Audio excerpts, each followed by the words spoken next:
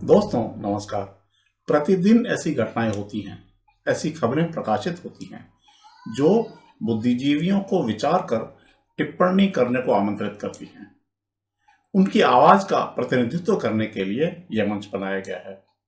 पेश है आज का रोजनामचा। ऐसा प्रतीत होता है कि राज्य की मौजूदा सरकार व भाजपा संगठन में तालमेल का अभाव है। ऐसे 3 उदाहरण सामने आए हैं। आपको पता होगा कि चंद दिन पहले ही गुर्जर नेता ओम प्रकाश भडाना को प्रदेश भाजपा में महामंत्री बनाया गया। फिर 2 दिन पहले उन्हें देवनारायण बोर्ड का अध्यक्ष बना दिया गया। स्वाभाविक रूप से दोनों कदम गुर्जर मतदाताओं को आकर्षित करने के लिए उठाए गए हैं। सवाल ये है कि एक ही व्यक्ति को 2 महत्वपूर्ण जिम्मेदारियां कैसे दे दी गई? क्या वे दोनों पदों के साथ न्याय कर पाएंगे? क्या सत्ता व संगठन में तालमेल का अभाव है कि वे अपने अपने स्तर पर नियुक्तियां करते वक्त ये ख्याल नहीं रखते कि अन्यत्र कहीं नियुक्ति तो नहीं की जा रही? इसी प्रकार ज्योति मिर्धा को पहले तो प्रदेश भाजपा में उपाध्यक्ष बना दिया गया, फिर कुछ दिन बाद नागौर से टिकट दे दिया गया।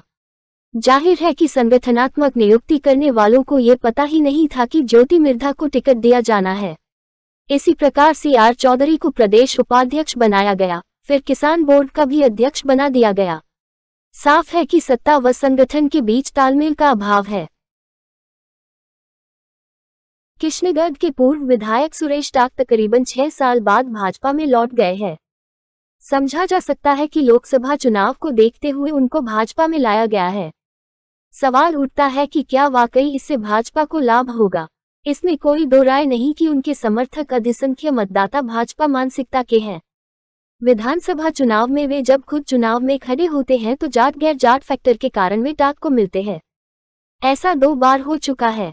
अब प्रश्न ये है कि यदि लोकसभा चुनाव में वे भाजपा से बाहर होते तो उनके समर्थक भाजपा को वोट नहीं डालते। क्या टाक के कहने से भाजपाई मतदाता अपना वोट खराब कर देते? क्या किसी और दल या निर्दलीय प्रत्याशी को दे देते? सीधी सी बात है कि वे भाजपा की झोली में ही गिरते। हाँ, अगर दोनों दल जाट को ही प्रत्याशी बनाते हैं तो गैर जाट को मुद्दा बनाकर वे निर्दलीय खड़े हो सकते थे।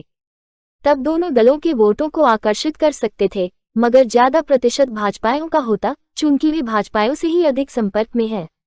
संभवतः इसी को ख्याल में रखते हुए भाजपा ने उनकी वापसी करवाई है।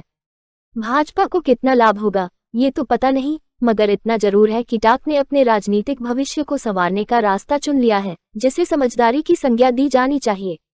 कांग्रेस उन्हें फिलवक्त कुछ नहीं दे सकती थी, जबकि भाजपा सत्ता में होने के कारण उनका सम्मान बढ़ाने की स्थिति में है। अजमेर जिला प्रमुख श्रीमती सुशील कंवर पलाडा और उनके पति युवा भाजपा नेता भंवर सिंह पलाडा का भाजपा में लौटना कोई आश्चर्यजनक खबर नहीं है। ऐसा अपेक्षित ही था। ये भाजपा व स्वयं उनके हित में था। एक तो मूल रूप से वे भाजपा मानसिकता के हैं। कांग्रेस के साथ मिलकर जिला प्रमुख का चुनाव जीता, मगर कांग्रेस में शामिल नहीं हुए। यह उनका समझदारी वाला कदम था। वे जानते थे कि अंततः भाजपा में ही लौटना है। भाजपा भी जानती थी कि अगर उन्हें पार्टी में नहीं लाया गया तो लोकसभा चुनाव में नुकसान पहुंचा सकते थे। 2 बार जिला प्रमुख व 1 बार विधायक रहने के कारण पलाडा दंपति का अच्छा खासा प्रभाव है। इसके अतिरिक्त समाज सेवा के कारण हजारों लाभार्थी उनके मुरीद हैं। इसके अतिरिक्त विशेष रूप से राजपूत समाज में उनकी बहुत प्रतिष्ठा है।